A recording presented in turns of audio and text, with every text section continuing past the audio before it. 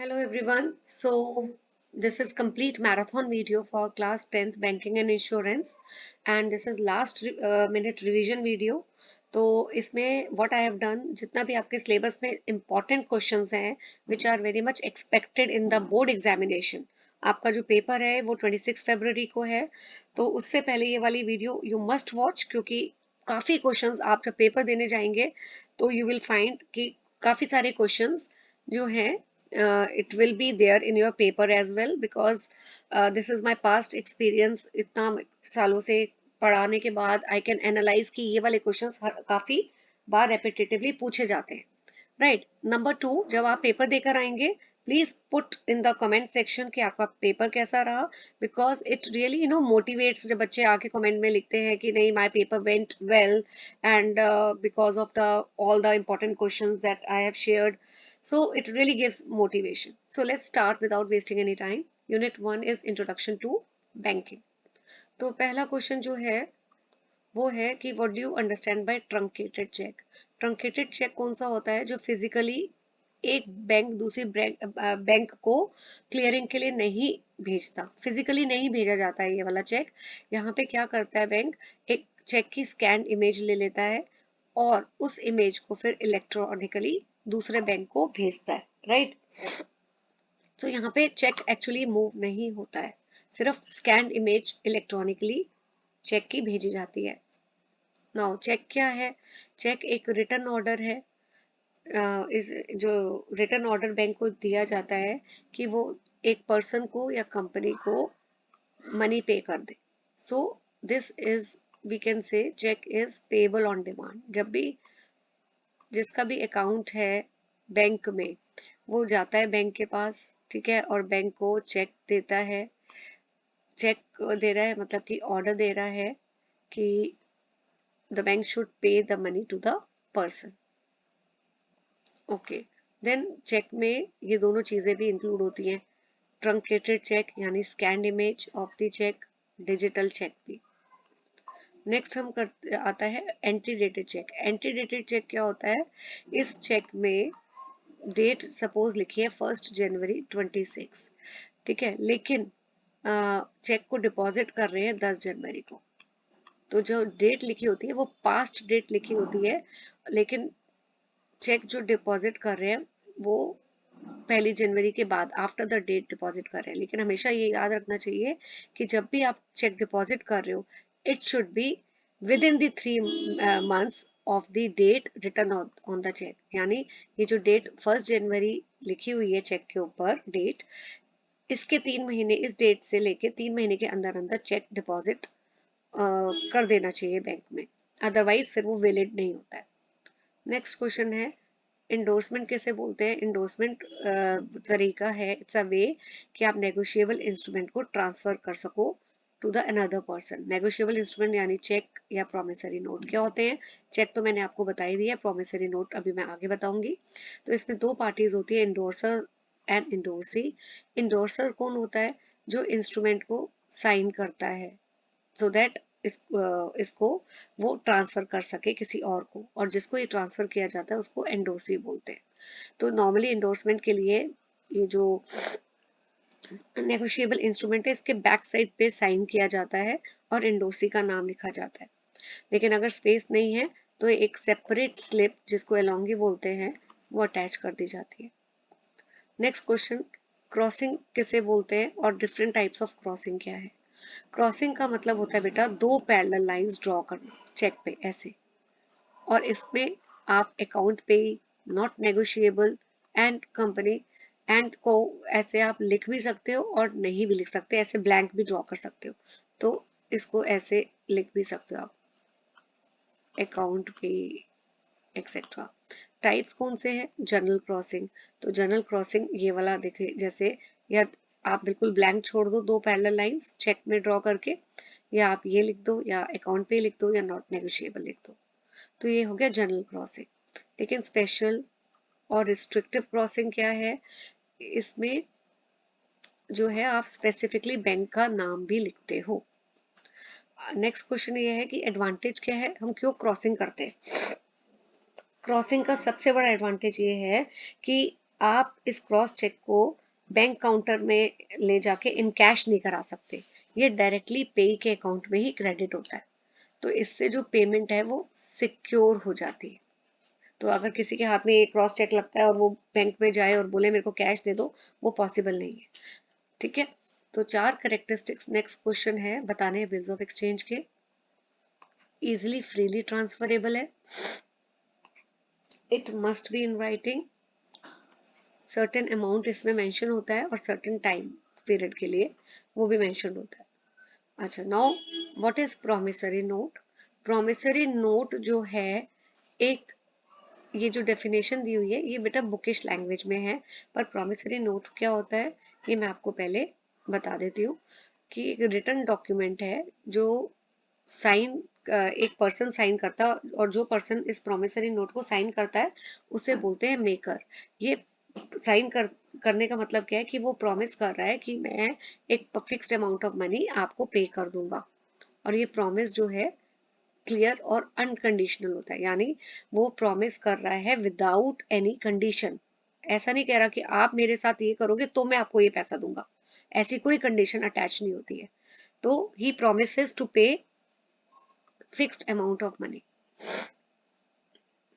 To a specific person. अब कौन कौन सी पार्टीज होती हैं प्रोमिसरी नोट की? तो फर्स्ट इज मेकर। मेकर कौन होता है? जो प्रॉमिस कर रहा है कि मैं फिक्स्ड अमाउंट पे करूंगा। ठीक है, उसने उधार लिया हुआ था, ठीक है, अब वो प्रॉमिस कर रहा है कि मैं फ्यूचर में पैसा पे कर दूंगा। पेई कौन है? जिसने पैसा दिया था, अब वो पेई है, क्यों? क्योंकि इसको मेकर से पैसा मिलेगा। होल्डर कौन है? तो नॉर्मली जो पेई होता है जिसको पैसा मिलेगा, ठीक है, वही होल्डर होता है। लेकिन अगर इस पेई ने किसी को प्रोमिसरी नोट एंडोर्स कर दिया यानी ट्रांसफर कर दिया है, तो उस केस में जो है एंडोर्सी जो है वो होल्डर हो जाएगा। तो मैं आपको बता देती हूँ एक एग्जाम्पल के थ्रू। ए एंड बी, ए ने पैसा बोरो किया था बी से, ठीक है, तो ए ने बी ने पैसा दिया है, तो जिसने दिया है इसको हम क्या बोलेंगे? पहले तो इसको मैं लिख देती हूँ।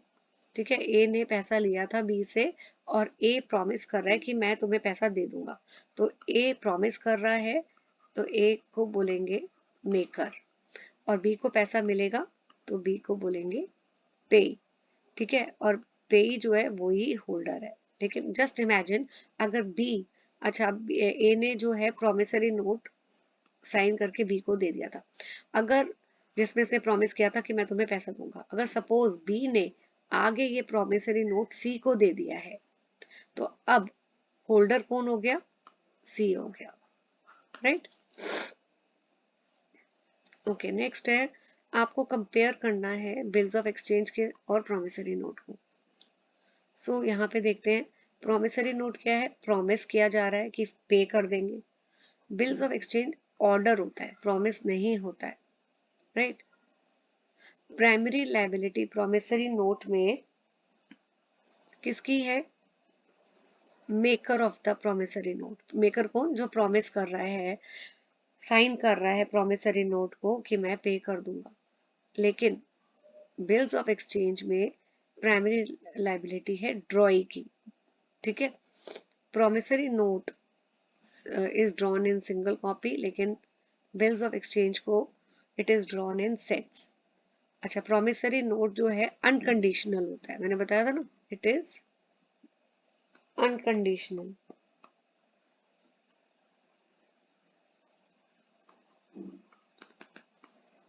लेकिन बिल्स ऑफ एक्सचेंज जो है वो कंडीशनल होते हैं, sorry they are also unconditional. तो हम फीचर्स ही पढ़ रहे हैं इनके। ठीक है, देन अगर प्रोमिसरी नोट डिसऑनर हो जाता है तो notice of dishonour is not need not be given. लेकिन अगर बिल ऑफ एक्सचेंज डिसऑनर हो जाता है तो जो होल्डर है बिल ऑफ एक्सचेंज का, तो उसको ही has to give the notice of dishonour. तो ये आपको ये पॉइंट्स, ये बहुत इंपॉर्टेंट क्वेश्चन है बेटा, इसको आप अच्छी तरह से प्लीज लर्न कर लीजिएगा। ठीक है, ये प्रोमिसरी नोट के अगर फीचर्स भी आते हैं तो आप सिर्फ प्रोमिसरी नोट्स के ये 5 पॉइंट्स लिख देना फीचर्स में। बिल्स ऑफ एक्सचेंज के फीचर्स आते हैं तो 5 बिल्स ऑफ एक्सचेंज के पॉइंट्स लिख देना, और अगर डिफरेंस के फॉर्मेट में आता है तो टेबुलर फॉर्म में, टेबल फॉर्म में ये डिफरेंस शो कर देना।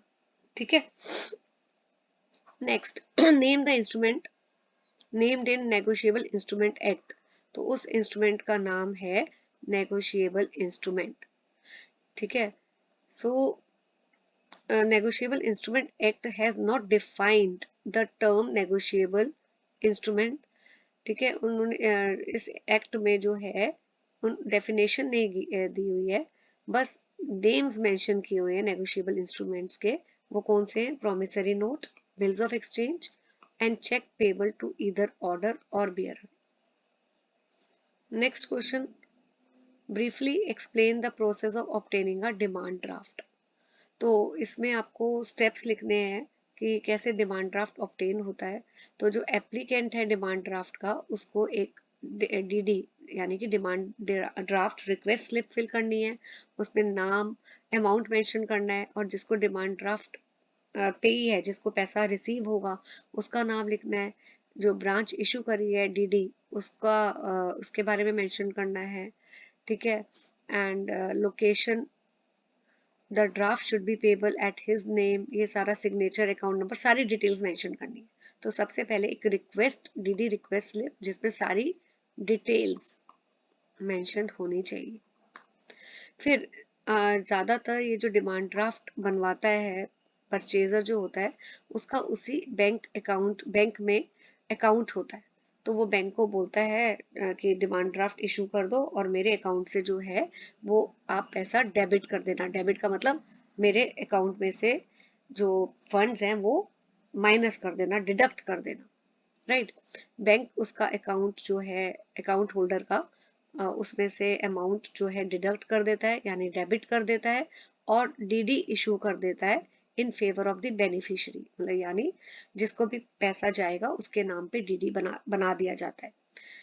तो जिसने ये डिमांड ड्राफ्ट परचेज किया है वो बेनिफिशियरी को डीडी दे देगा, जो उस डीडी को अपने बैंक अकाउंट में जाके डिपॉजिट करा देगा। अभी तो मैंने ये स्टेप्स आपको बताए हैं, तो अब जैसे राम एग्जाम्पल में बताती हूँ। राम अपने बैंक के पास गया, ठीक है, राम ने पैसे देने थे शाम को। राम पहले अपने बैंक के पास जाता है जहाँ पे उसका अकाउंट है, बैंक को बोलता है कि मेरे को डीडी दे दो।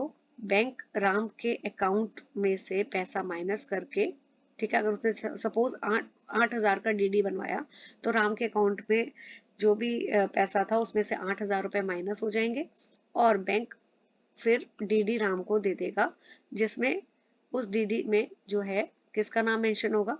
श्याम का, जिसको पैसा मिलेगा। ठीक है, फिर राम क्या करेगा? ये डीडी श्याम को दे देगा, श्याम इस डीडी को अपने बैंक में जाके डिपॉजिट कर देगा, और जो फिर श्याम का जो बैंक है वो इसको डीडी इसको क्लियरिंग प्रोसेस में भेजेगा। क्लियरेंस के बाद श्याम के अकाउंट में पैसा डिपॉजिट हो जाएगा। सिंपल। नाउ आपको 4 फीचर्स बताने हैं नेगोशिएबल इंस्ट्रूमेंट के। तो सबसे पहले ये instrument it should be in writing form में होना चाहिए। Right, it should be in writing form. तो अगर प्रोमिसरी नोट की बात करें तो ये साइंड होना चाहिए। देखो, नेगोशिएबल इंस्ट्रूमेंट मैंने आपको बताया है, प्रोमिसरी नोट हो गया, बिल्स ऑफ एक्सचेंज हो गया, चेक हो गए, ये सारे नेगोशिएबल इंस्ट्रूमेंट है। तो प्रोमिसरी नोट के केस में ये साइंड होना चाहिए by maker, bills of exchange के केस में बाय द ड्रॉर, और in the drawer in the case of bills of exchange and cheque. तो रिपीट कर रही हूँ मैं, promissory note के केस में it should be signed by maker of the promissory note, and in case of bills of exchange और check by the drawer। ठीक है, फिर अनकंडीशनल होना चाहिए।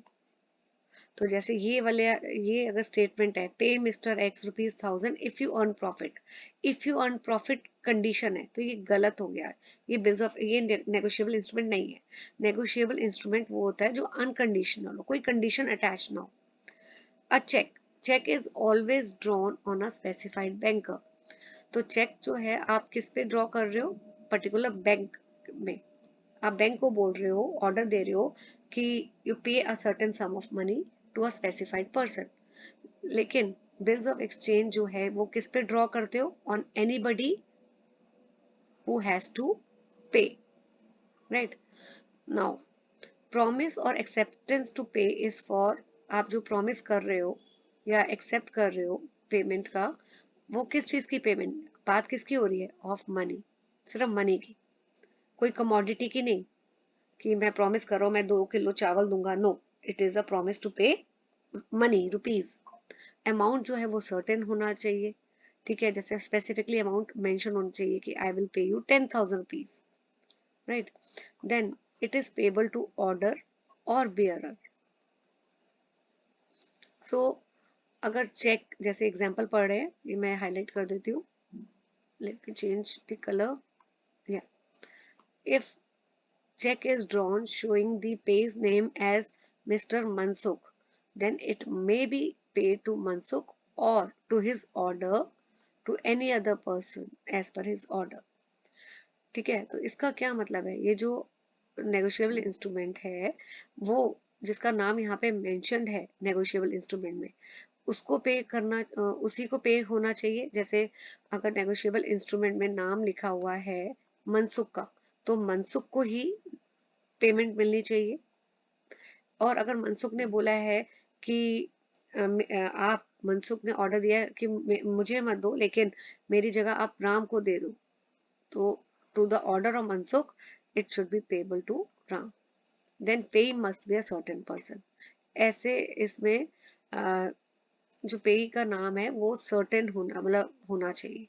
It should be clearly specified कि किसको जो है पैसा मिलेगा, राइट?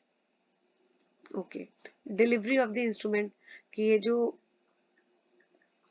इस पे हमें देखो एक चीज थी कि आपको जो फीचर्स बताने थे 4 बताने हैं। मैंने अभी जो रीड किया बेटा ये 6-7 रीड कर दिए हैं। तो इसमें से अगर पेपर में आपके आता है बहुत क्लियरली, स्पेसिफिकली मैं आपको बता रही हूँ कि अगर 4 फीचर्स बोले तो आपको 4 ही लिखने हैं। और एक चीज और, सिर्फ आप हेडिंग्स नहीं लिखेंगे, 4 मार्क का ये क्वेश्चन होगा पेपर में, तो अगर 4 पॉइंट्स लिख रहे हैं तो उसकी एक्सप्लेनेशन इज ऑल्सो रिक्वायर्ड। ठीक है, let's move to another question. ये वाला क्वेश्चन रीड करते हैं। Sudha has started her new business and for smooth banking operations she is planning to apply for overdraft facility.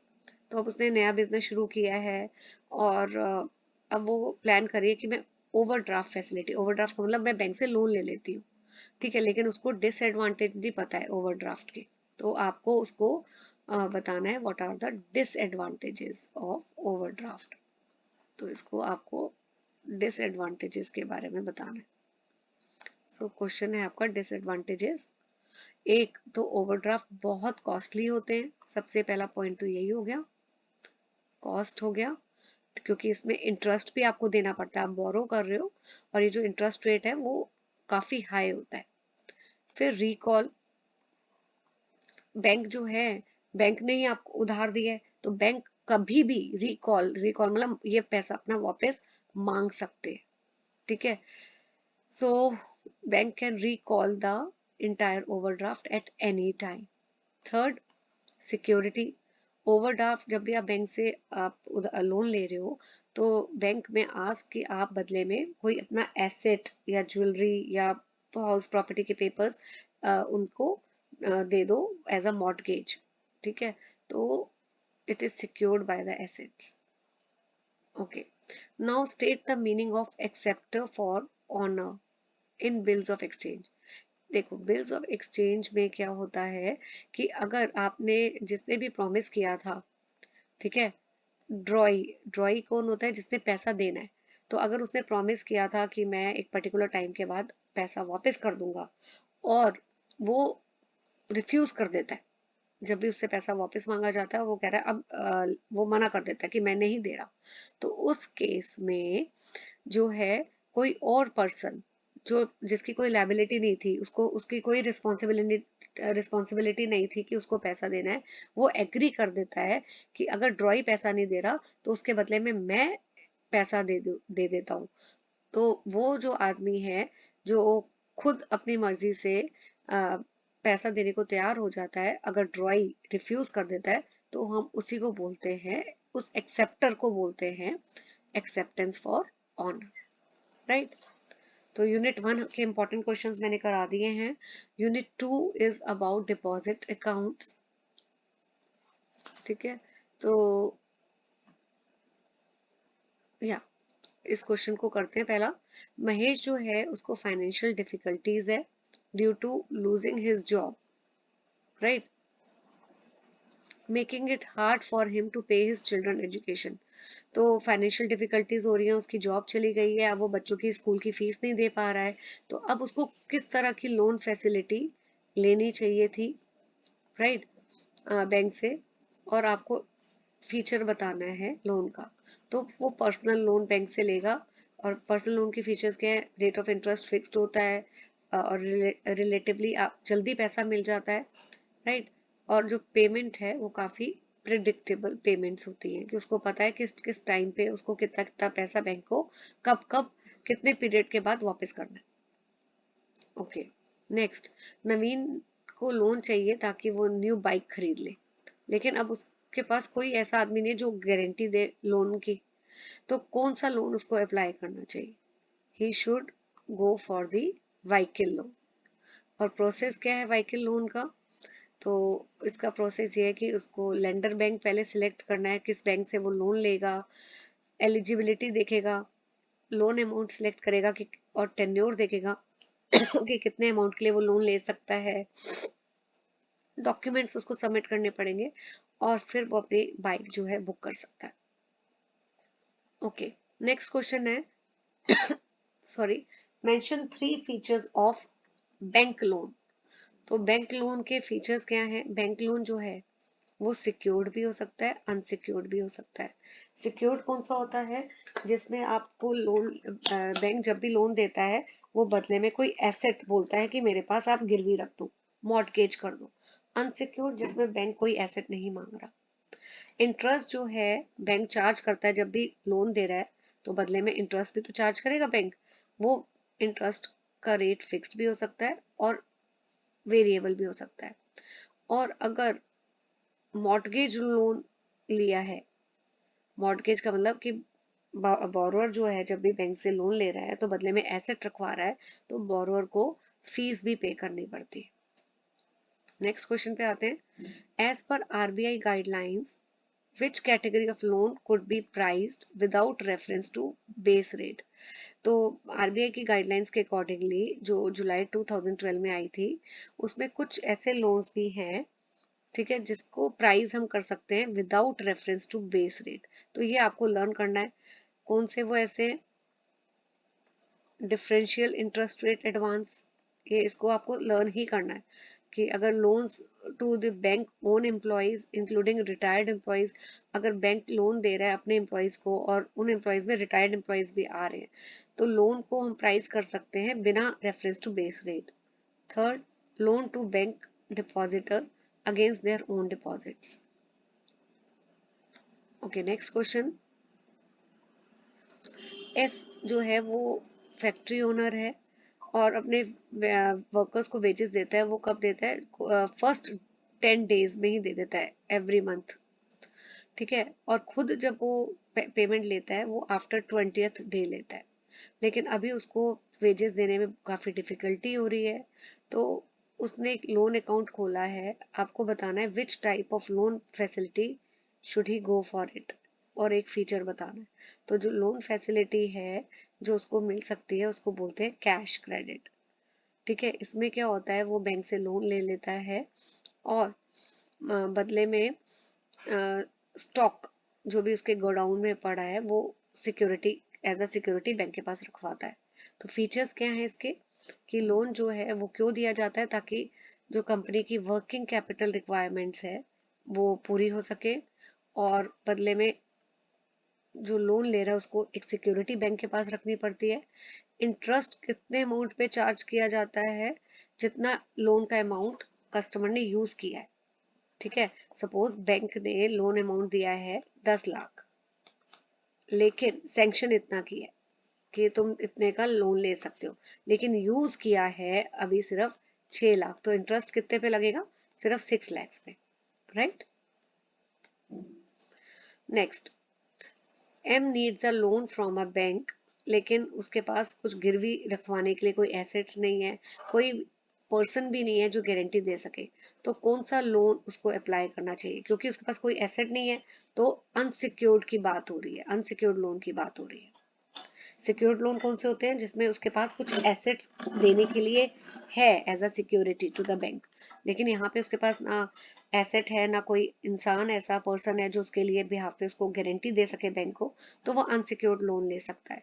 तो दो तरह के अनसिक्योर्ड लोन्स है, personal loan and cash and sorry and credit card loan. तो personal loan कौन से हैं? कि जो बहुत क्रेडिट वर्दी कस्टमर्स होते हैं, जिनकी एक अच्छी रेपुटेशन है कि वो अगर उधार ले रहे हैं बैंक से तो वापस भी कर देते हैं, तो ऐसे कस्टमर्स को बैंक जो है पर्सनल लोन दे देता है। और लोन बहुत ये वाले जो लोन है ये अलग अलग एक्सपेंडिचर के लिए यूज किए जाते हैं, जैसे बच्चों की स्कूल की फीस देने के लिए या मेडिकल एक्सपेंसेस के लिए, फैमिली फंक्शन के लिए एक्सेट्रा, राइट। और क्रेडिट कार्ड लोन्स कौन से होते हैं? जो कार्ड होल्डर है वो कार्ड को यूज करता है फॉर परचेज ऑफ गुड्स। इस क्रेडिट कार्ड को यूज करके गुड्स खरीदे जाते हैं, सर्विसेज यूज की जाती है, ठीक है। और ये जो है कार्ड होल्डर जो है, he can also use the card through internet also, he can draw the cash through ATM etc. Now state any four features of term loan. तो टर्म लोन ये भी एक तरह से आप बैंक से उधार ले रहे हो, पैसा ले रहे हो, तो इसके फीचर्स क्या है? पहला है सिक्योरिटी। टर्म लोन्स जो है वो सिक्योर्ड होते हैं, ठीक है। तो यहाँ पे आपको कोई एसेट बैंक के पास एज अ कोलैटरल सिक्योरिटी देना पड़ता है। एंड ऑब्लिगेशन, यहाँ पे इंटरेस्ट पेमेंट भी अगर आप बैंक से ले रहे हो टर्म लोन, तो बदले में क्या देना पड़ेगा? इंटरेस्ट पेमेंट की ऑब्लिगेशन है। और आपने जो भी प्रिंसिपल यानी अमाउंट उधार पे लिया था उसको रिपेमेंट करना भी बहुत जरूरी है। इंटरेस्ट जो है फिक्स्ड होता है यहाँ पे। और रिस्ट्रिक्टिव कोवेनेंट्स, इसका मतलब क्या है कि बैंक एसेट तो मांग ही रहा है सिक्योरिटी में, लेकिन उसके बाद इसके अलावा जो बैंक है वो कुछ कंडीशंस भी इम्पोज, रिस्ट्रिक्टिव कंडीशंस भी इम्पोज कर देता है बोरोअर के ऊपर। एंड कन्वर्टेबिलिटी, टर्म लोन्स जो है वो इक्विटी में कन्वर्ट भी किए जा सकते हैं। अच्छा, briefly explain the term loan against gold. So जो सबसे मेन सिक्योर्ड लोन है वो है गोल्ड लोन। तो यहाँ पे लोन टू वैल्यू, वैल्यू का मतलब गोल्ड हमारा वैल्यूएबल है ना, तो इसको बोलते हैं लोन टू गोल्ड। इसका मतलब है amount of loan that can be granted against the gold. आप लोन ले रहे हो और in against loan what you are doing, आप गोल्ड बदले में डिपॉजिट कर रहे हो बैंक के पास as a security. Next question, Jay wants to take a loan from the bank at less interest rate. अब जय को लोन चाहिए कम रेट ऑफ इंटरेस्ट पे, तो अगर वो आपका क्लाइंट है तो आपको सजेस्ट करना है 4 types of secured loans in order to reduce his interest burden. देखो मैंने आपको अभी बताया था दो तरह के लोन है, सिक्योर्ड अनसिक्योर्ड। सिक्योर्ड में तो बैंक आपसे एसेट मांग रहा है, अनसिक्योर्ड में बैंक आपसे कोई एसेट एज अ सिक्योरिटी नहीं मांग रहा, तो बैंक के लिए तो बहुत रिस्की है। आपने कोई बदले में अगर आप बैंक को पैसा निकल देते तो बैंक के पास तो कोई एसेट भी नहीं है जिसको बेच के बैंक अपना अमाउंट रिकवर कर ले, तो बैंक उस केस में रेट ऑफ इंटरेस्ट ज्यादा मांगता है। अब क्वेश्चन हमसे हमसे क्या पूछ रहा है कि लोन चाहिए at less rate of interest, तो कौन सा बेस्ट ऑप्शन है? सिक्योर्ड लोन्स का। तो कौन कौन से होते हैं secured loan? Gold loan, housing loan, loan against shares या mutual funds, vehicle loan. What is meant by fixed rate of interest? तो फिक्स्ड रेट ऑफ इंटरेस्ट, जहाँ पे रेट ऑफ इंटरेस्ट जो लोन आप पैसा ले रहे हो उसके बदले में आपको रेट ऑफ इंटरेस्ट भी देना है, और वो रेट ऑफ इंटरेस्ट जो है वो हमेशा फिक्स्ड रहता है, सेम रहता है, चेंज नहीं होता, right. Now next question, unsecured loans risky होते हैं क्या? आप do you agree with this? Yes. Unsecured का मतलब ही यही है कि बैंक आपको लोन दे रहा है बिना किसी सिक्योरिटी के, तो अब इस केस में बैंक के लिए तो ये रिस्की सिचुएशन है, क्योंकि अगर बोरोअर पैसा नहीं देता तो बैंक के पास तो कोई सिक्योरिटी नहीं है जिसको बेच के बैंक अपना अमाउंट रिकवर कर सकता है। नेक्स्ट क्वेश्चन, स्टेट 2 एडवांटेजेस और 2 लिमिटेशंस ऑफ बैंक लोन। तो एडवांटेज क्या है, बैंक लोन इजीली मिल जाता है, आप उस लोन को शॉर्ट टर्म या मीडियम टर्म के लिए भी यूज कर सकते हो, और जो इंटरेस्ट होता है बैंक लोन पे, इट इज टैक्स डिडक्टेबल, उस पर आपको कोई टैक्स नहीं देना है बिजनेस एंटिटी के लिए। डिसएडवांटेज क्या है बैंक लोन का, कि some bank loans carry pre payment penalty. Pre payment penalty का मतलब पता है क्या होता है बेटा, अगर बैंक ने आपको लोन दिया है फॉर 5 years,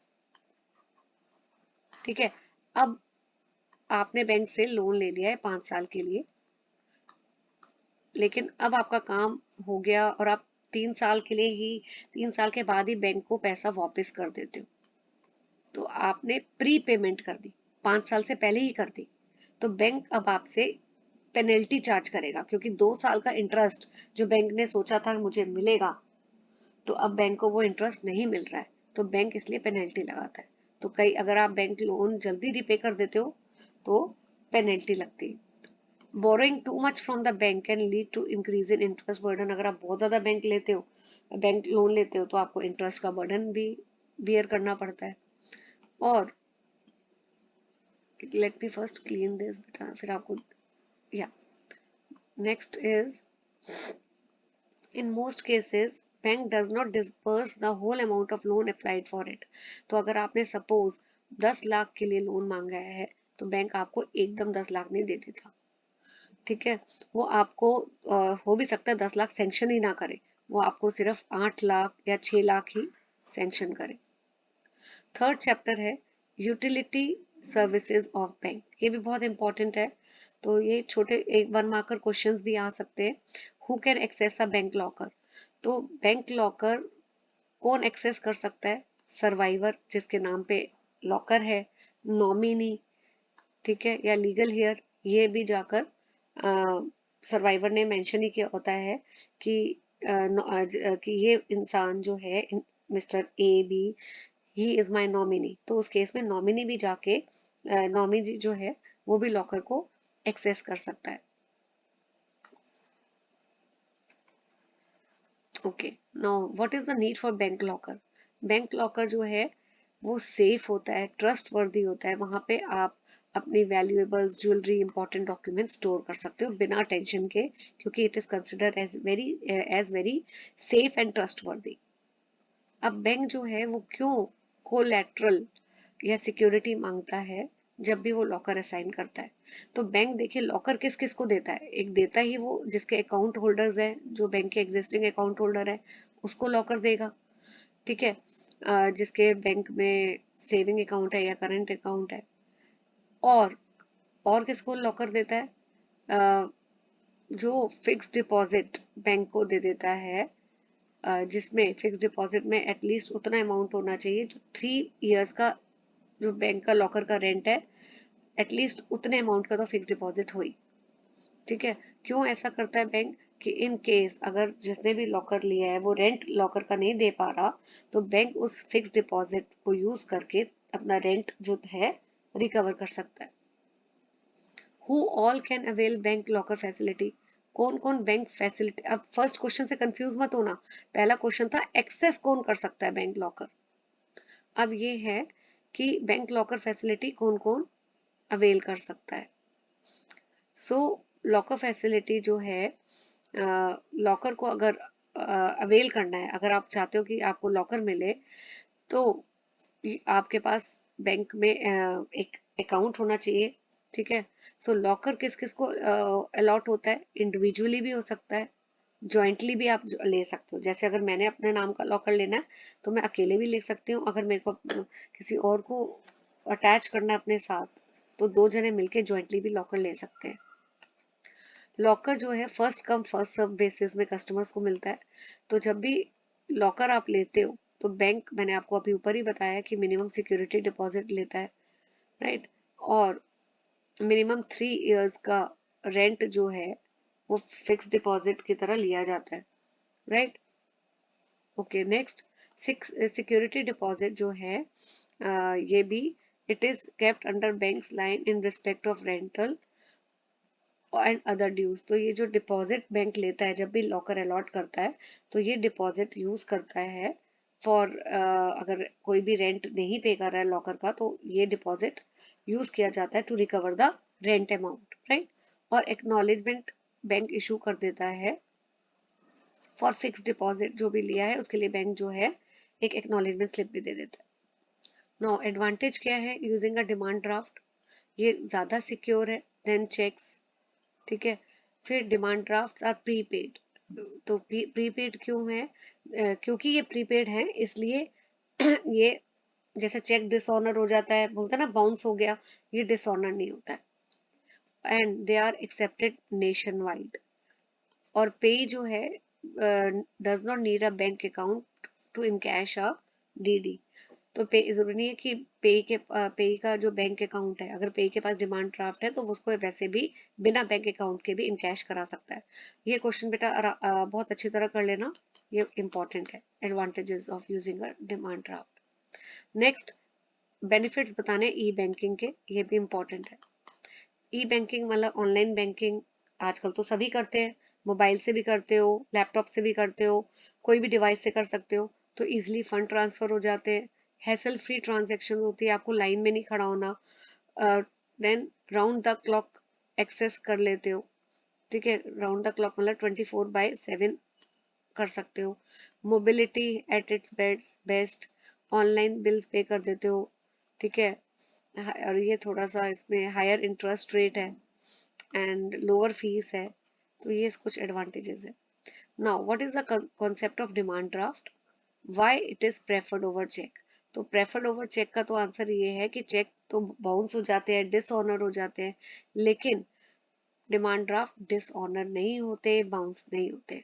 अब डिमांड ड्राफ्ट होता क्या है कि अ payment which is made by bank on behalf of a customer. तो अभी ऊपर मैंने आपको कॉन्सेप्ट इसका बताया था कि डिमांड ड्राफ्ट के लिए जैसे एक कस्टमर है, वो बैंक के पास गया और उसने डिमांड ड्राफ्ट बनवाया, ठीक है। डिमांड ड्राफ्ट में जो है जिस भी पर्सन बेनिफिशियरी का नाम लिखा होता है जिसको भी पेमेंट मिलेगी, राइट। तो ये पेमेंट बैंक करता है on behalf of the customer. One branch of the bank orders another branch of the same bank to pay a fixed amount of money to a specified person whenever it is presented। थोड़ा सा complicated लग रहा है, लेकिन ये वही बात है कि कस्टमर बैंक के पास जाता है, डिमांड ड्राफ्ट बनवाता है, और फिर जो बैंक है ये डिमांड ड्राफ्ट कस्टमर को दे देता है। कस्टमर, ठीक है, कस्टमर यही डिमांड ड्राफ्ट बेनिफिशियरी को दे देता है जिसको पेमेंट कस्टमर ने करनी है। ये बेनिफिशियरी अपने बैंक के पास जाएगा और वहां पे डिमांड ड्राफ्ट डिपॉजिट कर देगा, फिर क्लियरेंस के बाद बेनिफिशियरी के अकाउंट में पैसा पहुंच जाता है। तो ये एक तरह से पेमेंट है जो एक बैंक कर रहा है, ठीक है। It is a payment which is made by a bank on behalf of the customer। Okay, ये सेफर है चेक से, क्यों? क्योंकि बाउंस नहीं होता और आपने पैसा ऑलरेडी बैंक को पहले में दे दिया। इस कस्टमर ने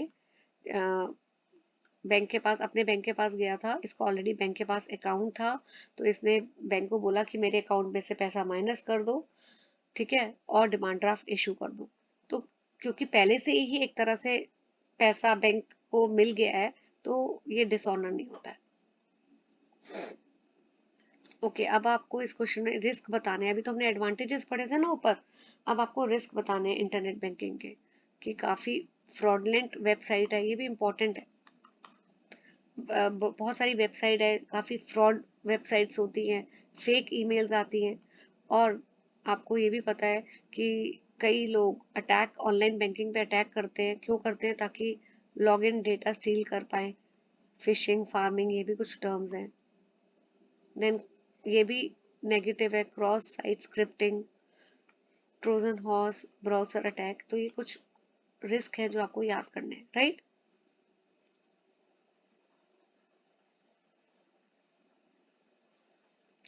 5 एडवांटेजेस ये ऊपर हम कर ही चुके हैं, तो ये क्वेश्चन रिपीट हो गया। ओके, अभी हमने देखो एडवांटेजेस पढ़े ऑनलाइन के, फिर हमने रिस्क भी पढ़े। अब ये जो क्वेश्चन है ये भी उसी से रिलेटेड है कि आप अपने आप को, क्योंकि रिस्क होते हैं इंटरनेट बैंकिंग में, फ्रॉड के चांसेस हैं, तो आपको बताना है कि किस तरह आप उस रिस्क से अपने आप को सेव कर सकते हो। तो सिक्योरिटी फीचर्स की बात हो रही है, ठीक है। तो सबसे पहला आपको बताना है, आपको ऑनलाइन बैंकिंग के लिए एक सिक्योरिटी टोकन डिवाइस यूज करना चाहिए, सिक्योर वेबसाइट यूज हमेशा करना चाहिए, सिंगल पासवर्ड ऑथेंटिकेशन होना चाहिए, ठीक है। और पिन सिस्टम, जहाँ पे पिन का मतलब पासवर्ड है, आपको हमेशा पासवर्ड यूज करके लॉग इन करना है। फिर ओटीपी, आजकल आपको पता है बैंक, आप जब भी ऑनलाइन बैंकिंग करते हो, राइट, तो अच्छा, ये इंटरनेट बैंकिंग फ्रॉड्स है, ऑनलाइन बैंकिंग का है, या वन मोर थिंग यहाँ पे था, या ओटीपी बैंक, जब भी आप करते हो तो बैंक आपको ओटीपी देता है। क्यों ओटीपी देता है? जिसको वन टाइम पासवर्ड बोलते हैं, ताकि ऑथेंटिकेट कर सके कि आप ही असली यूजर हो। फिर signature based online banking use कर सकते हैं, डिजिटल सर्टिफिकेट्स का यूज होता है, देन थ्री कार्ड रीडर्स, ये भी यूज होते हैं। तो यूजर्स जो है वो वायरस स्कैनर्स भी लगाते हैं। तो ये चीजें आपको इम्पोर्टेंट है। तो ऑनलाइन बैंकिंग से रिलेटेड बेटा मैं क्वेश्चन लिख देती हूँ, आपको ये 3 क्वेश्चंस करने ही करने। पहला एडवांटेजेस, सेकंड रिस्क जो अटैच्ड है, और थर्ड सेफ्टी मेजर्स। इनको तो आप अच्छी तरह कर ही लो। ओके, फिर नेक्स्ट क्वेश्चन है, एक्सप्लेन द टर्म स्किमिंग। अब स्किमिंग क्या होता है? यहाँ पे कस्टमर्स क्या, जितने भी फ्रॉड फ्रॉड जो करते हैं लोग, वो क्या करते हैं, एटीएम मशीन में ये स्किमर्स यूज करते हैं, ठीक है, to make fake ATM cards. वो पहले ही जब भी कोई यूजर अपना क्रेडिट कार्ड या डेबिट कार्ड एटीएम मशीन में डालता है, तो ये जो स्किमर्स होते हैं वो कार्ड की इंफॉर्मेशन रीड कर लेते हैं, कस्टमर के कार्ड की। एंड स्किमर्स फिर बाद में वो कस्टमर का पूरा डेटा उनके पास आ जाता है और फ्रॉड इजीली कंडक्ट हो जाता है।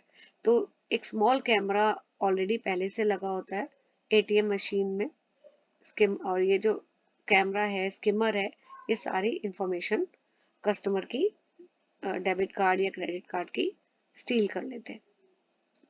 Then what do you mean by ECS? ECS का मतलब है इलेक्ट्रॉनिक क्लियरिंग सर्विसेज। तो ये इलेक्ट्रॉनिक मोड है, मोड ऑफ पेमेंट है, ठीक है। एंड आपको एडवांटेजेस बताने from customer point of view and from bank point of view.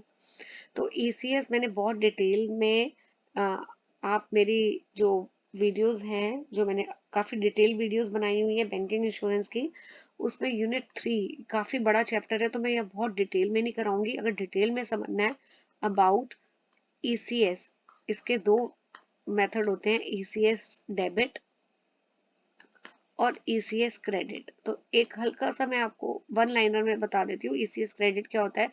जैसे अगर मैं, I am working in one school, अब मेरी तरह बहुत सारे वहाँ पे स्टाफ है, बहुत एम्प्लॉयज है, तो स्कूल ने जब सबको पेमेंट करनी है, तो स्कूल इंडिविजुअली एक एक के अकाउंट में पेमेंट नहीं करता है।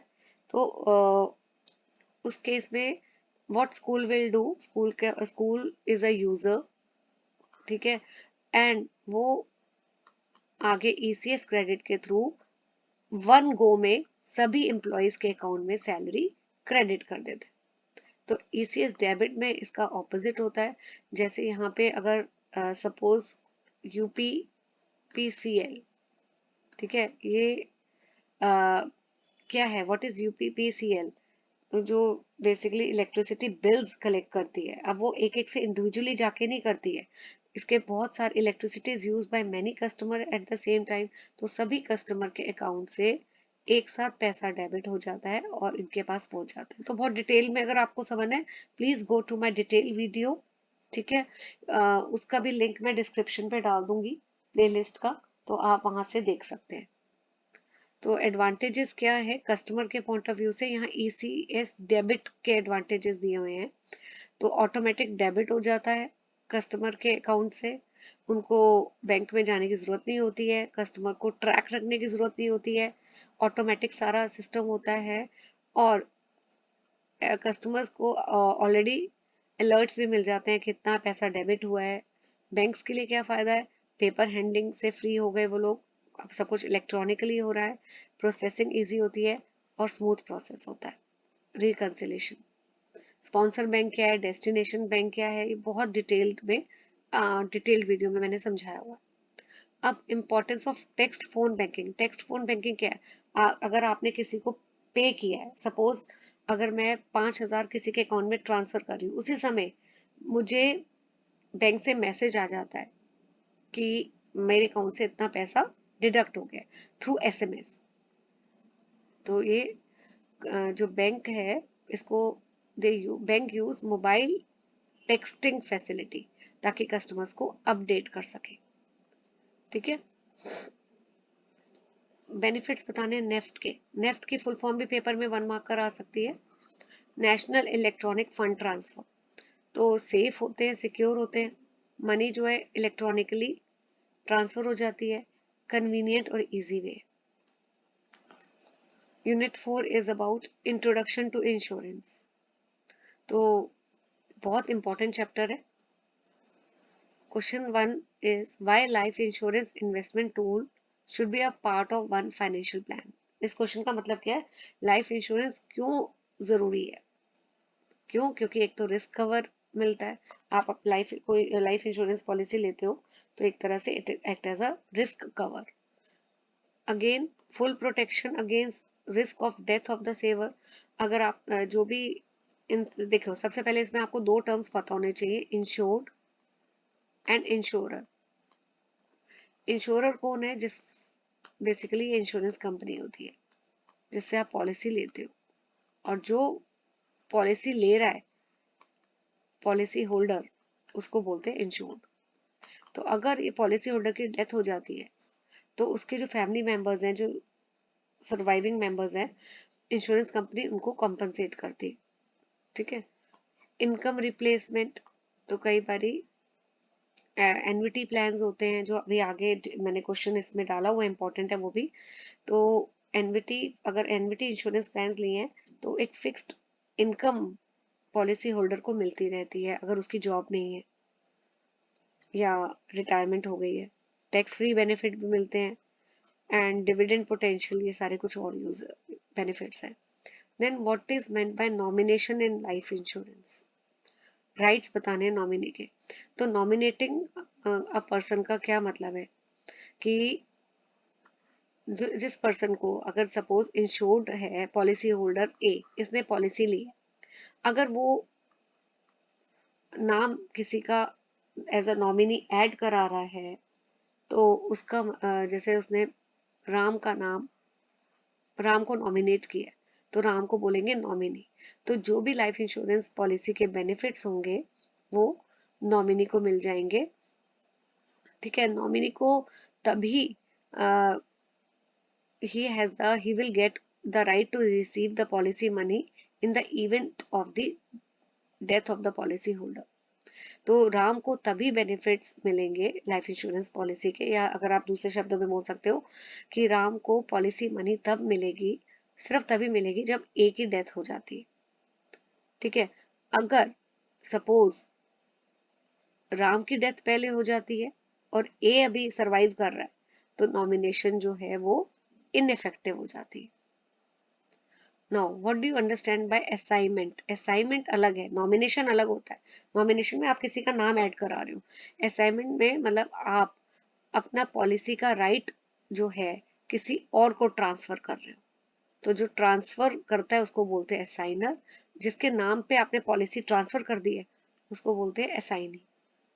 What are the essential features of assignment, तो पहला फीचर है पर्सन जो असाइन कर रहा है उसका राइट होना चाहिए पॉलिसी में, मतलब वो अगर उस जब तक उसका खुद ही राइट नहीं है वो कैसे ट्रांसफर करेगा। सेकंड, जो असाइनर है he must be competent to enter into the contract. और थर्ड, कोई लीगल डिस्क्वालिफिकेशन नहीं होनी चाहिए. Fourth, insurance policy from LIC must be assign only after period of 5 years. यानी 5 साल के बाद या पॉलिसी को असाइन कर सकते हैं. असाइन का मतलब क्या हुआ, आप किसी और के नाम पे पॉलिसी ट्रांसफर कर रहे हैं. सपोज पहले पॉलिसी मैंने अपने नाम पे ली थी, लेकिन अब मैं उसको अपने हस्बैंड के नाम ट्रांसफर करना चाह रही हूँ, तो I can transfer the policy in favour of my husband. Premium का क्या मतलब है, अभी मैंने आपको बताया था कि पॉलिसी होल्डर है जिसको हम बोलते हैं, लेट मी राइट अगेन,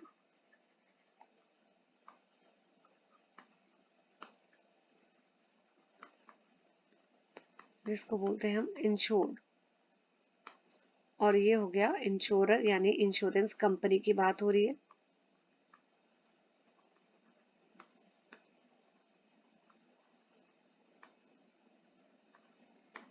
ठीक है, अब पॉलिसी होल्डर इंश्योरेंस कंपनी को क्या देता है, अमाउंट देता है, अमाउंट देता है, और टू मेंटेन और टू ऑब्टेन इंश्योरेंस पॉलिसी. तो इंश्योरेंस कंपनी इस प्रीमियम के बदले में प्रॉमिस करती है इंश्योर्ड को कि जब भी कोई मिस हैपनिंग होगी या in the event of the death, उसके फैमिली मेंबर्स को कंपनसेशन मिल जाएगा. तो प्रीमियम अमाउंट है which is paid by the policy holder to the insurer. Next question पे आते हैं. Financial independence during old age is must for everybody. देखिए, जब तक एक इंसान जॉब कर रहा होता है तब तो उसको फिक्स सैलरी मिलती है, लेकिन ओल्ड एज में जैसे वो रिटायर हो जाता है, वो सैलरी, एक रेगुलर इनकम आनी बंद हो जाती है. नो डाउट कई प्रोविडेंट फंड भी मिलता है, ग्रेचुटी भी मिलती है, लेकिन फिर भी वो इतनी सफिशिएंट कई बार नहीं होती है कि उसके डेली एक्सपेंसेस अच्छी तरह से या reasonable standard of living maintain हो. तो उस केस में रिटायरमेंट के बाद जो पॉलिसी बेनिफिट करती है वो है एन्युटी पॉलिसी.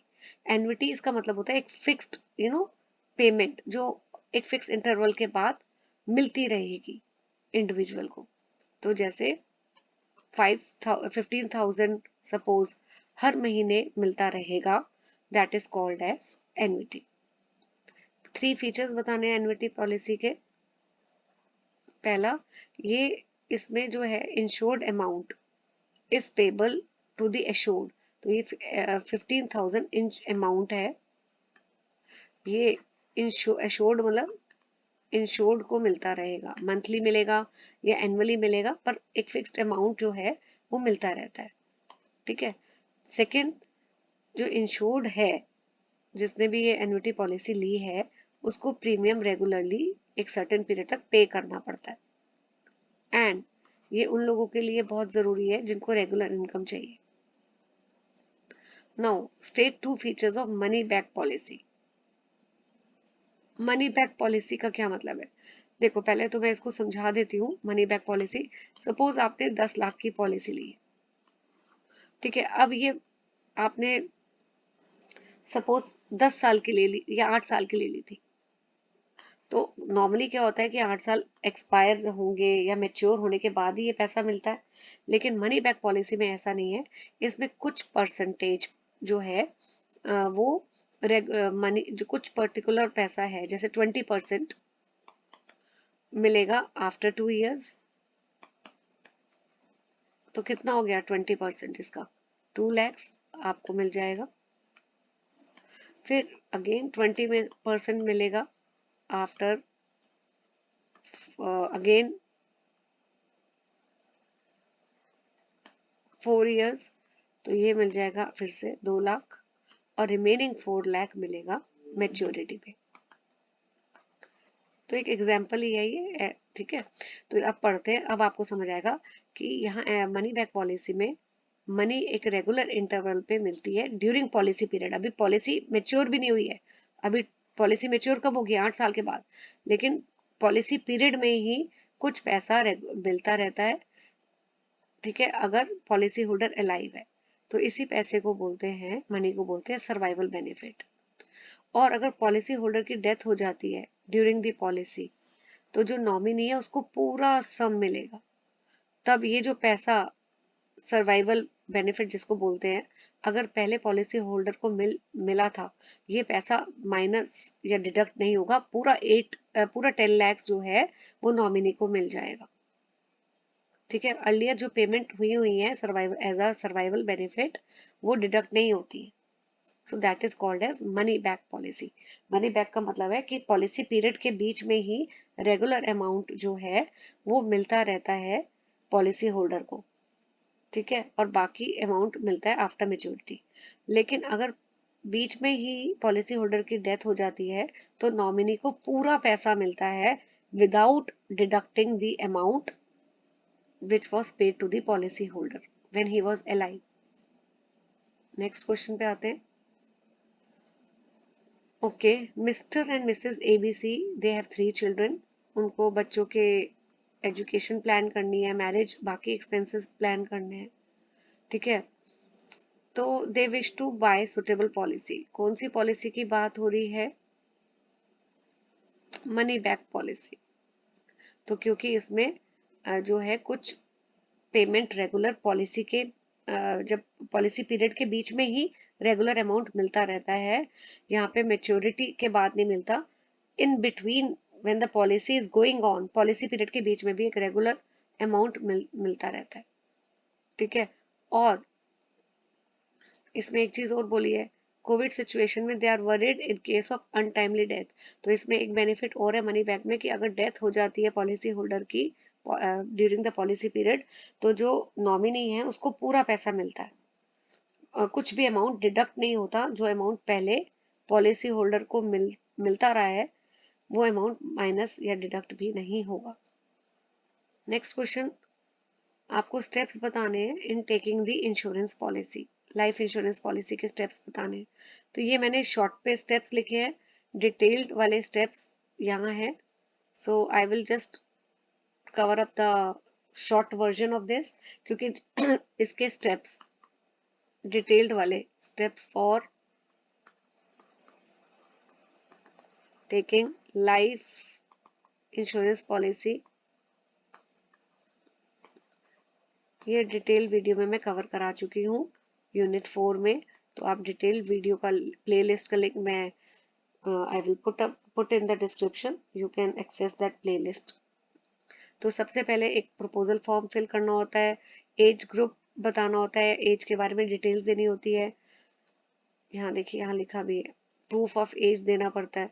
फिर age admission certificate insurance company से लेना होता है, राइट।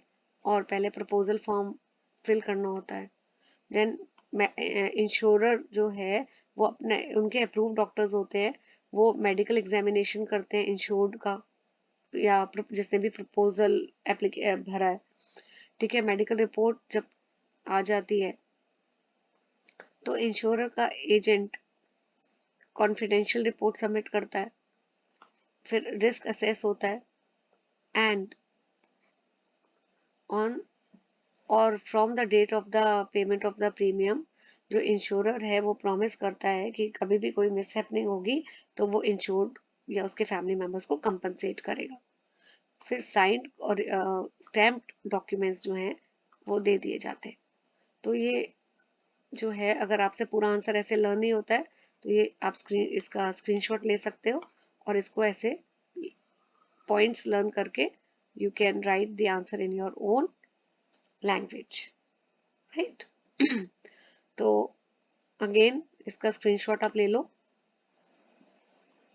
ठीक है, अब चाइल्ड पॉलिसीज कौन सी होती है? जो पॉलिसी ली जाती है on the life of the parent और चाइल्ड, ताकि चाइल्ड को बेनिफिट मिले, उसको बोलते हैं चाइल्ड पॉलिसी।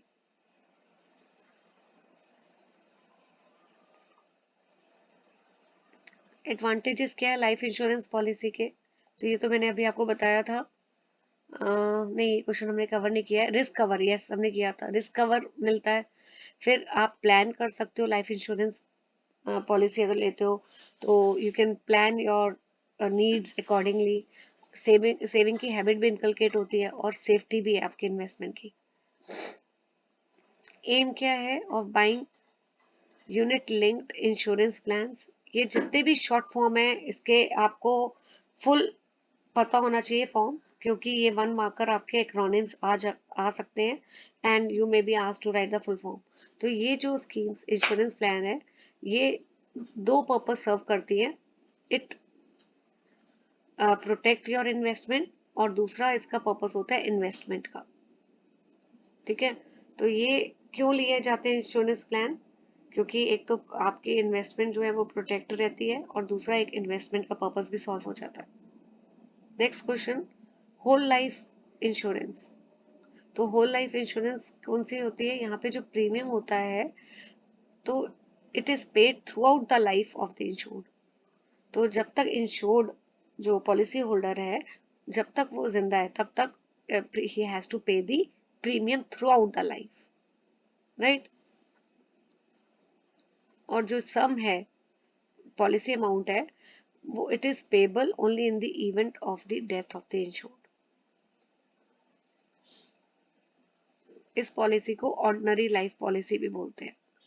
एडवांटेज क्या है? ये चीपेस्ट पॉलिसी।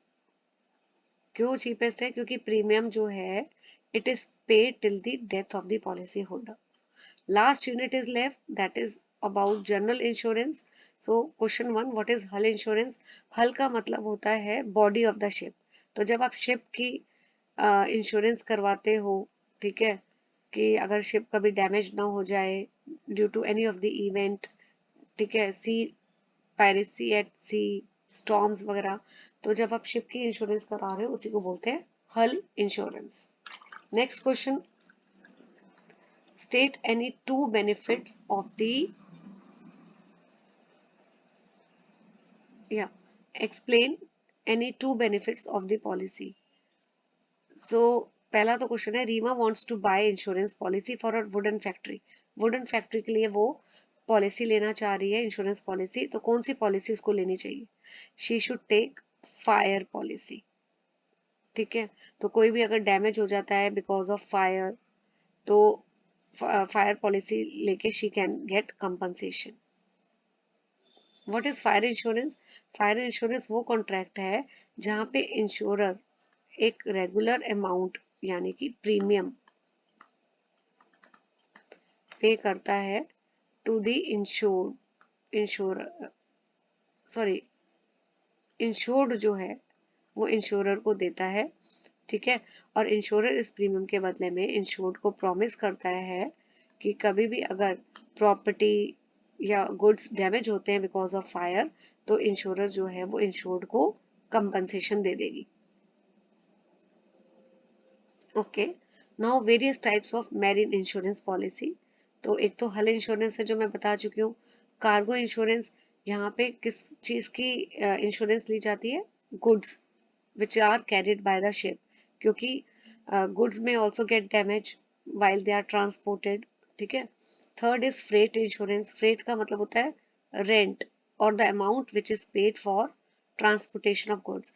तो जब भी आप गुड्स ट्रांसपोर्ट कर रहे हो थ्रू शिप, तो आपको रेंट पे करना पड़ता है। लेकिन कई बारी क्या होता है, अगर गुड्स रास्ते में ही डैमेज हो जाए, तो जो ये जो फ्रेट या रेंट है, फिर नहीं पे करते लोग, क्योंकि उनको लगता है कि हमारे गुड्स तो अभी ट्रांसपोर्ट ही नहीं हुए हैं, पहुंचे ही नहीं है डेस्टिनेशन में, तो हम क्यों रेंट दें। तो इसलिए उस रेंट, फ्रेट का मतलब है रेंट, तो उस ये रेंट की वजह से कोई लॉस ना हो, अगर if it is not paid by the owner of the good, तो इस केस में फ्रेट इंश्योरेंस भी ली जाती है। लाइबिलिटी इंश्योरेंस, लाइबिलिटी इंश्योरेंस का मतलब क्या है? ये वो लॉस है जो इंश्योर्ड को हो सकता है on account of liability to a third party.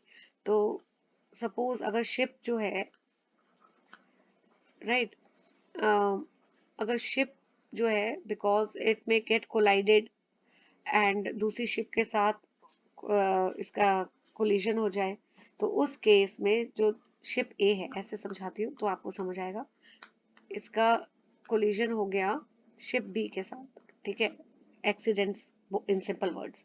अब शिप ए जो है इसमें गुड्स जा रहे थे आपके, अब शिप बी जो है इस टक्कर की वजह से शिप बी भी डैमेज हो गई है।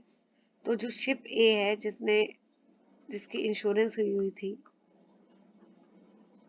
ठीक है, अब इसकी लाइबिलिटी है कि इसकी शिप की नेग्लिजेंस की वजह से शिप भी नुकसान में हो गई है, तो शिप भी कौन हो गई, थर्ड पार्टी। तो शिप ए को जो है अब इसकी जिम्मेवारी है कि इसको कंपनसेट करना पड़ेगा। तो अगर इंश्योरेंस ली हुई है तो इंश्योरेंस कंपनी जो है शिप ए के बिहाफ पे शिप बी को कंपनसेशन दे देगी, तो उसी को बोलते हैं liability insurance. Now explain family floater health insurance policy. Family floater क्या है, ये एक सिंगल पॉलिसी है। ठीक है, सिंगल पॉलिसी है जहाँ पूरी इंटायर फैमिली के लिए ली जाती है। इसमें जैसे husband mister A, Mrs A and child, एक ही पॉलिसी ली है, पूरी फैमिली को कवर कर रही है। So it takes care of the hospitalization of expenses of the entire family.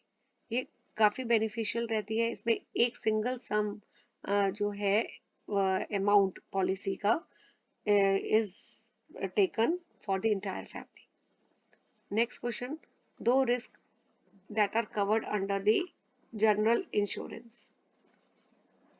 So general insurance में कौन कौन से रिस्क कवर है, अगर प्रॉपर्टी को डैमेज होता है ड्यू टू फायर थेफ्ट, अगर पर्सन को कोई भी चोट लगती है ड्यू टू एक्सीडेंट, या ड्यू टू थर्ड पार्टी कोई भी क्लेम या लाइबिलिटी आती है, और losses which can arise due to credit given by the party. तो ये सारे जो है रिस्क है covered under general insurance, right?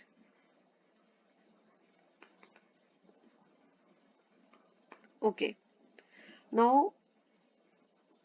अभी हमने ऊपर लाइफ इंश्योरेंस पॉलिसी के स्टेप्स देखे थे कि कैसे ली जाती है। अब इस क्वेश्चन में आपको बताने हैं procedure of taking fire insurance.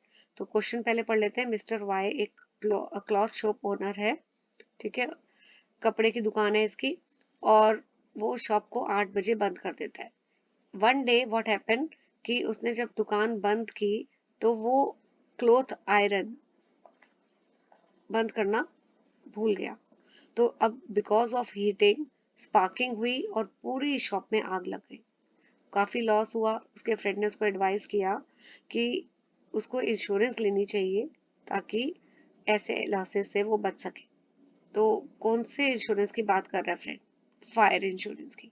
Procedure क्या है लेने का कि आपको पहले इंश्योरेंस कंपनी जिससे आपको पॉलिसी लेनी है वो सिलेक्ट करनी चाहिए, प्रपोजल फॉर्म फिल करना चाहिए। फिर इंश्योरेंस कंपनी चेक करती है जो अप्लाई कर रहा है इंश्योरेंस पॉलिसी उसके बारे में, उसके क्रेडेंशियल्स चेक करती है, प्रॉपर्टी का सर्वे होता है, and acceptance of proposal form. अगर सर्वे होने के बाद इंश्योरेंस कंपनी डिसाइड करती है कि एक्सेप्ट करना है प्रपोजल या रिजेक्ट करना है, अगर प्रपोजल एक्सेप्ट होता है तो रेट ऑफ प्रीमियम बताती है इंश्योरेंस कंपनी कि वो इतना चार्ज करेगी, और जैसे ही प्रीमियम पे कर दिया जाता है तो इंश्योरेंस कंपनी जो है वो रिस्क कवर करने का प्रॉमिस कर देती है। देन कवर नोट, अगर इंश्योरेंस कंपनी रिस्क एक्सेप्ट करती है तो वो एक डॉक्यूमेंट सबमिट करती है इंश्योर्ड को, जिसको कवर नोट बोलते हैं, जिसमें एक तरह से प्रॉमिस है कि वो जो है प्रॉमिस कर रही है इंश्योरेंस कंपनी कि it will compensate in the event of loss, right. और इंश्योरेंस कंपनी इशू करती है फायर इंश्योरेंस पॉलिसी। अब two types of general insurance policy, तो बहुत तरह की जनरल इंश्योरेंस पॉलिसी है।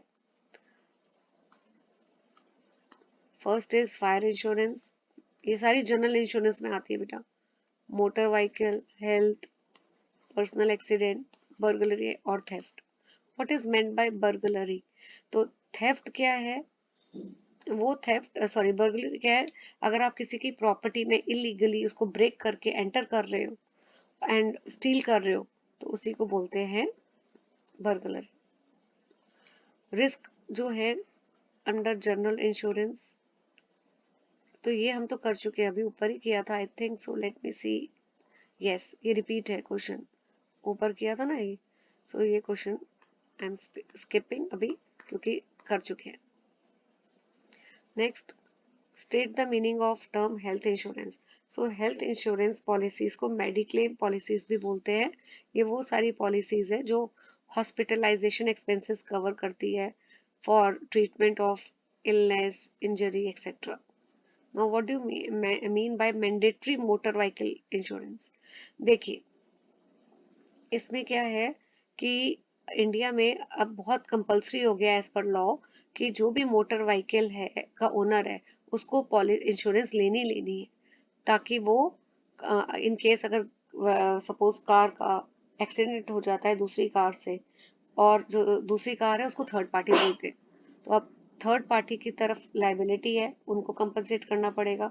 तो मोटर व्हीकल इंश्योरेंस एक्ट के अकॉर्डिंगली अब जो भी ओनर है उसको इंश्योरेंस पॉलिसी लेनी पड़ेगी फॉर द मोटर व्हीकल, ताकि अगर थर्ड पार्टी का कोई क्लेम आता है या थर्ड पार्टी की डेथ हो जाती है एक्सीडेंट में, या कोई सफर करता है इंजुरी, तो उसको because with the help of insurance compensate किया जा सके। Okay, next. राम ने फायर इंश्योरेंस पॉलिसी ली है फॉर 4 लाख। अब ड्यू टू फायर उसको लॉस हुआ है 1 लाख का, तो कितना है उसको कंपनसेशन मिलेगा? उसको 1 लाख का ही कंपनसेशन मिलेगा। ठीक है, इंश्योरर की यानी इंश्योरेंस कंपनी की लाइबिलिटी कितनी है? उसकी लाइबिलिटी है to compensate the losses of the person. ठीक है, तो उसका जितना लॉस, एक्चुअल लॉस हुआ है, उतना वो कंपनसेट कर देगी। एंड मैक्सिमम लिमिट लॉस की कितनी है? जितने की पॉलिसी ली।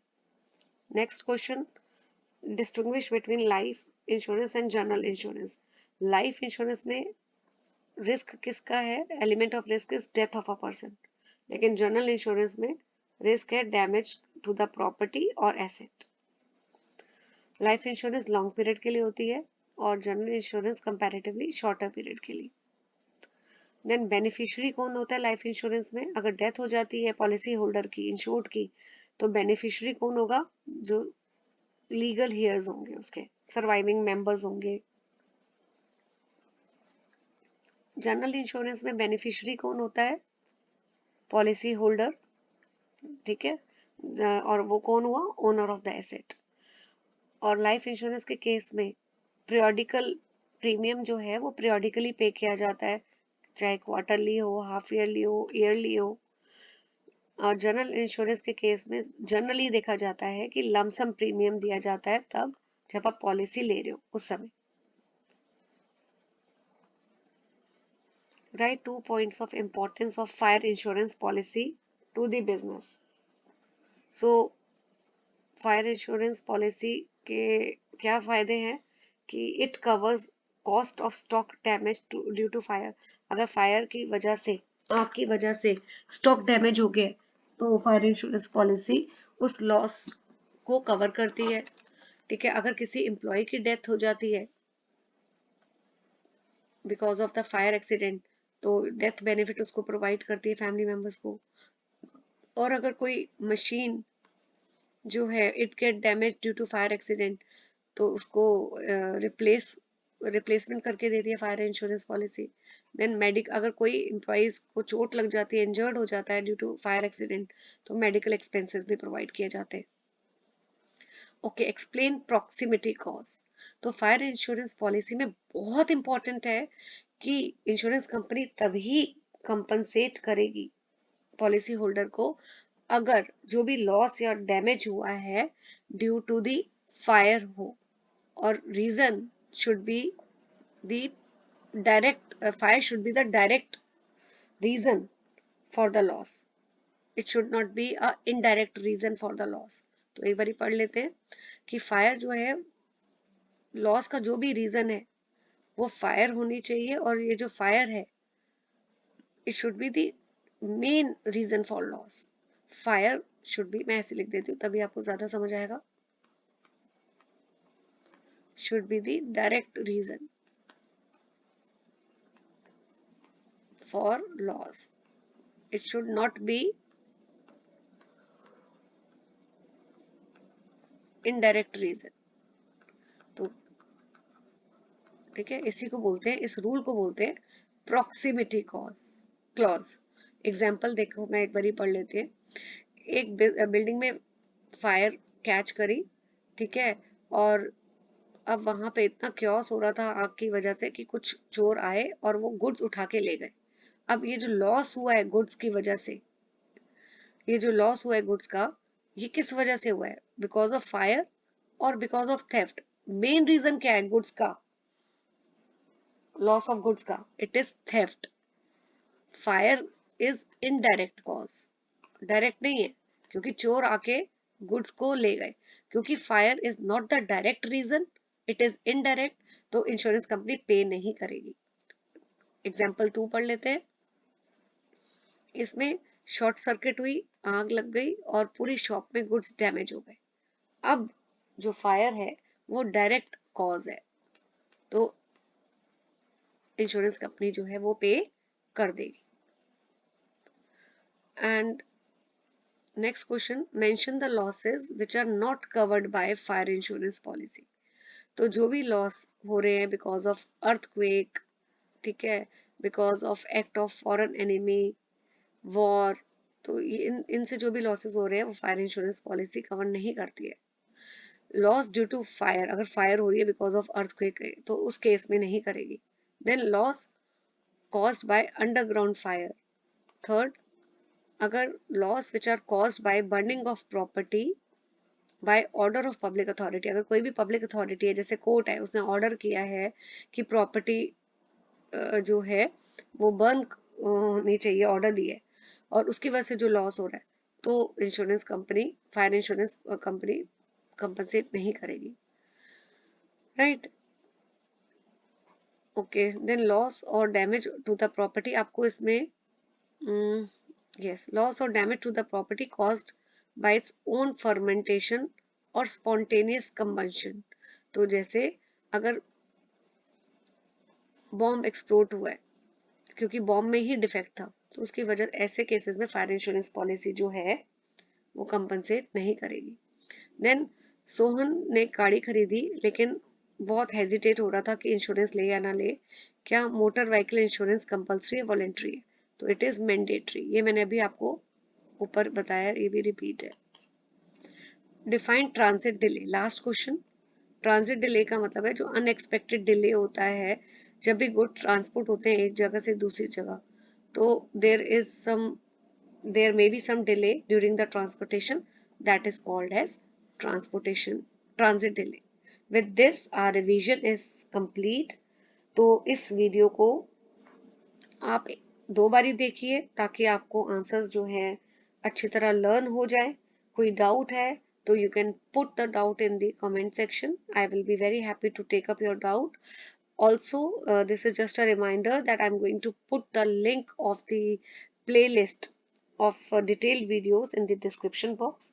आप अगर डिटेल में देखना चाहते हैं तो you can access the detailed videos from there. Second thing, these are very important questions. इन क्वेश्चंस को, they are very expected in the your board paper, तो आप अच्छी तरह इसको रिवाइज करिए, right? And please hype the video, please hit the like button, share the content with your friends, and do subscribe to my channel. Thank you for watching the video. Best of luck to everyone. And paper देने के बाद please एक बार आके feedback दीजिएगा कि कैसा आपका paper हुआ. All the best.